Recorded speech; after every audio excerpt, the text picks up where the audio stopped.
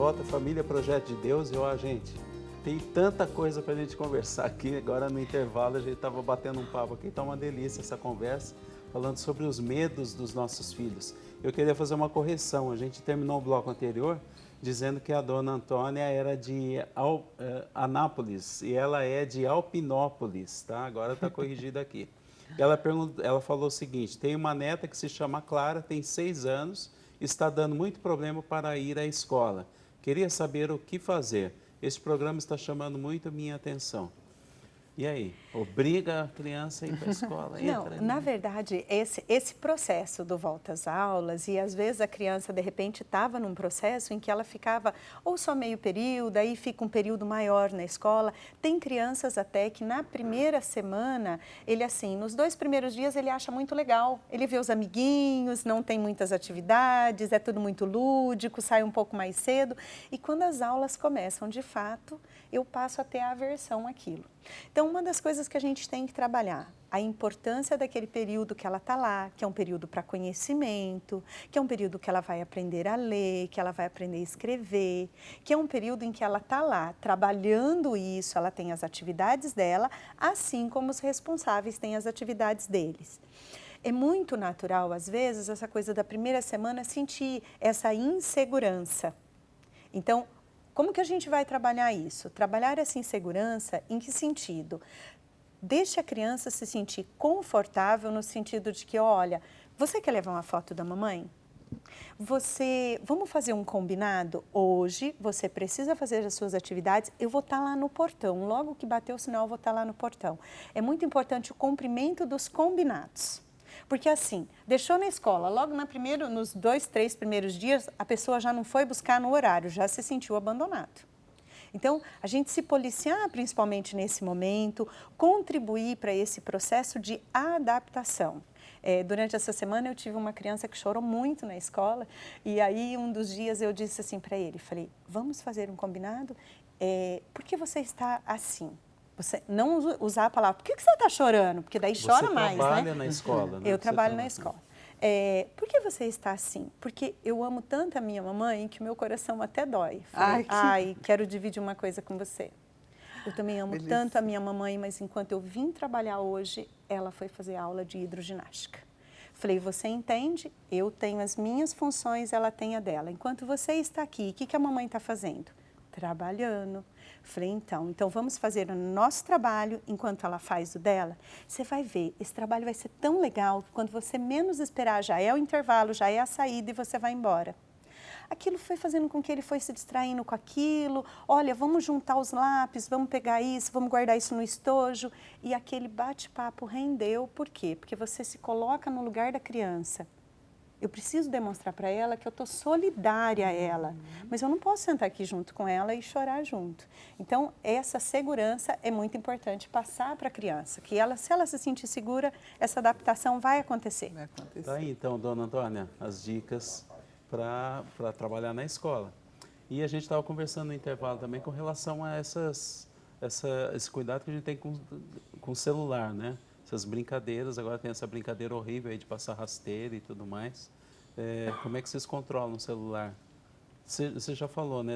Os 2 mais novos não têm o celular? Não, os mais novos não têm. Eu recebi ontem o vídeo dessa rasteira e passei para o meu menino e pedi, eu falei, mostra para os teus irmãos na hora que eles chegarem da escola, que eu não ia estar em casa, para que eles vejam isso daí. O vídeo que eu recebi era com um idioma em espanhol, acho que era numa escola na Venezuela. E não é só isso, né? Teve a baleia azul. Né? Que eles se cortavam, e aí teve o do Momo, né? Eu tenho uma amiga brasileira que mora no Canadá, e um dos filhos dela ficou apavorado com esse do Momo, e muitas crianças canadenses tiveram que fazer reuniões na escola por conta disso, e eu tenho certeza que aqui no Brasil não deve ter sido diferente, porque aquele boneco é horroroso, né? E ele entra muito inofensivamente, né? Pelos aparelhos celulares. Aí teve o do palhaço, que aparecia em estacionamentos. Aquilo era horrível. Acho que se eu encontrasse com um palhaço daquele no escuro, eu ia morrer de medo. Então, Então a gente tem que ficar muito atento. Porque os medos já existem os medos, né? A gente está falando, a gente vê coisa embaixo da mesa, onde não existe, né? E ainda mais provocado por isso é terrível. O que eu acho muito complicado é que as pessoas não têm filtro. Então, assim, elas mandam os vídeos na íntegra.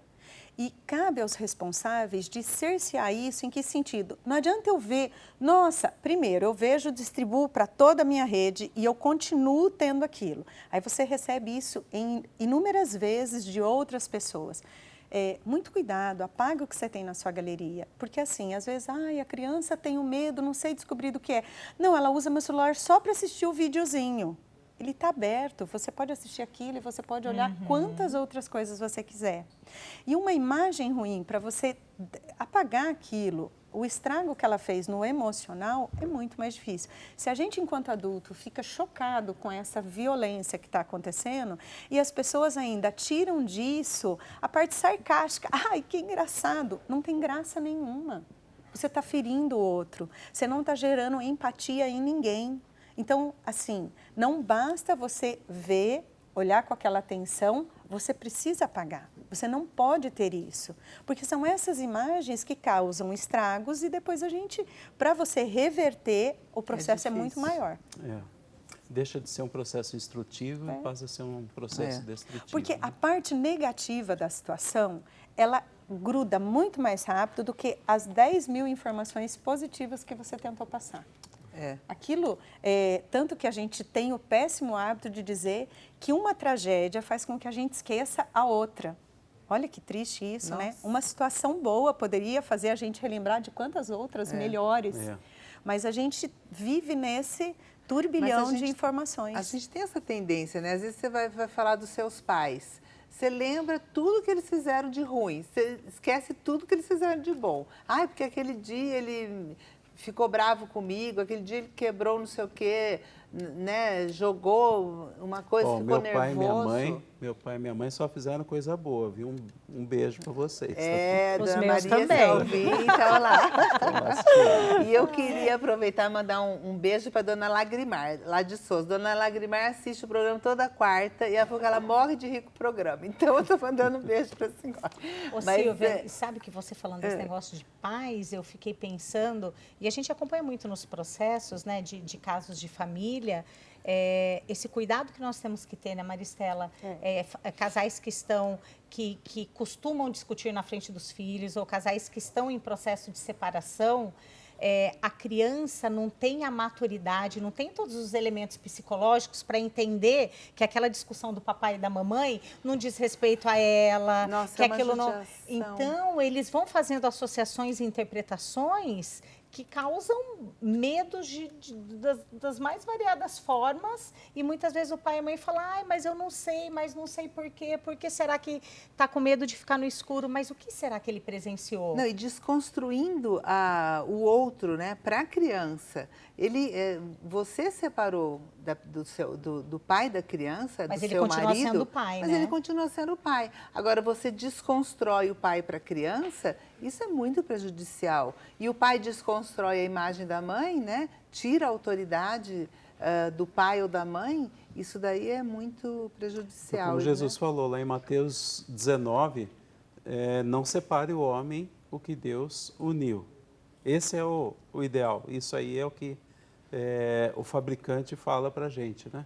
Mas uma vez que haja a separação, a Viviane estava falando como o juiz acompanha vários processos assim, né? Quais são os cuidados que a gente tem que tomar? Você já falou alguns, né? Não transferir para a maturidade.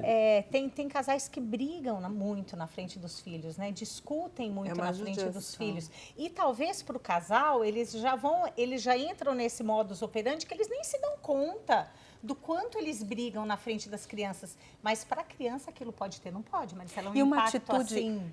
Uma atitude mais violenta pode gerar assim, eu não quero ir lá na casa do meu pai, porque ele foi agressivo. Ou vice-versa, porque às vezes tem mulher que fica nervosa, sai quebrando os bibelô da casa. Aí assim, lá não é um lugar seguro. Então assim, eu sei que é muito difícil, mas que a gente mantenha uma postura, né? Que a gente se respeite dentro daquele ambiente, porque assim, num primeiro momento, separados, a gente vai decidir, a guarda é compartilhada, eu quero que ele se sinta tão seguro na minha casa, quanto na casa do outro. Porque se cada um agora vai construir uma nova vida, eles precisam ter esse laço afetivo para que eles possam trocar. Olha, esse final de semana é seu, esse outro eu vou sair, eu vou reconstruir a minha vida, a minha família e vice-versa. Um ambiente tranquilo e seguro, como acontece também. É interessante quando a gente vê assim, que a família se separou, existe um laço afetivo de qualidade e que as crianças se visitam, né? Vai na casa do pai, vai na casa da mãe e tem essa tranquilidade. Por quê? Porque o medo surge da insegurança. Aonde tem a insegurança, você abre a porta para o medo. Tá. E a gente estava vendo durante o programa, né, que o medo é uma consequência do pecado. Se a gente estivesse vivendo de acordo com o plano de Deus, usando a nossa liberdade para livremente viver a vontade de Deus, a gente não teria medo. Estaria tudo em ordem, tudo equilibrado e tudo mais. Mas como a gente pecou, o medo entrou no mundo. Adão, pela primeira vez, cita lá que ele estava com medo de Deus. Na história da salvação, a gente vê Jesus Cristo vindo consertar aquilo que o pecado causou. Por isso eu queria ler esse trecho para você e rezar com você sobre esse assunto do medo. Jesus, lá no capítulo 16 do Evangelho de João, Jesus falando para os discípulos dele, ele está se despedindo, naquele contexto de último discurso, né, de Jesus antes da crucifixão, e ele fala isso aqui para eles. Referi-vos essas coisas para que tenhais a paz em mim. No mundo haveis de ter aflições. Coragem, eu venci o mundo. Por isso nós queremos, Senhor Deus, nesse momento, tomar posse dessa palavra. Nós sabemos que estamos expostos, tanto nós como os nossos filhos, a todas essas consequências do pecado, a tudo isso que o pecado, a toda essa desordem que o pecado causou em nós. Mas nós confiamos, nós acreditamos que mesmo de coisas ruins que a gente não entende, o Senhor pode fazer com que tudo concorra para o nosso bem. Por isso, mesmo do medo, que é uma consequência do pecado, o Senhor fez para nós como que um termômetro para nos livrar de problemas maiores. Nesse momento, nós queremos nos apoderar disso, dessa coragem, dessa virtude da coragem, que está ligada à virtude da fortaleza. Dá-nos, Senhor, nessa noite, para nós e para os nossos filhos, essa virtude, para que a gente, confiando em Ti, tenha a paz em Ti. Amém. Amém. Amém. Eu queria pedir a intercessão também de Nossa Senhora sobre nós, sobre os nossos filhos. Ela que é mãe e mãe do Salvador, que ela venha em nosso auxílio também. Amém. Obrigada, Maristela. Eu que agradeço, pela sua é sempre presença, um prazer. é uma delícia. Obrigada. E você dá ótimas dicas aqui para as famílias que nos assistem. Obrigada. Muito obrigada. Viviane, muito obrigada, viu? Obrigada mais uma delícia. vez. Você faz favor de voltar sempre. Sempre gostoso, né? É, muito bom, viu? E chama a gente para ir no seu programa, que a gente vai também. Opa! Paulo, muito obrigada. Eu que agradeço, venci mais um medo aí de... O Paulo estava morrendo de medo de vir, de repente chegou aqui, deu show ainda. Pois é, né? Ai, Tá que vendo? maravilha. Medo, a gente vai vencendo aí. Que É bom. isso aí. Volte mais Obrigado. vezes. Muito obrigado. Obrigada, amor. De nada, obrigado. Bom a gente estar junto. Alegria. E Deus te Obrigado para toda a abençoe. equipe. Valeu, que Deus Obrigada. abençoe vocês. E obrigado para você. Na semana que vem a gente vai ter a APV, Associação Precisa de Você. Então a gente não vai ter o Família Projeto de Deus, mas tem toda uma programação a partir das 19 horas. Contamos com você na semana que vem. Até lá. Deus te abençoe. Até.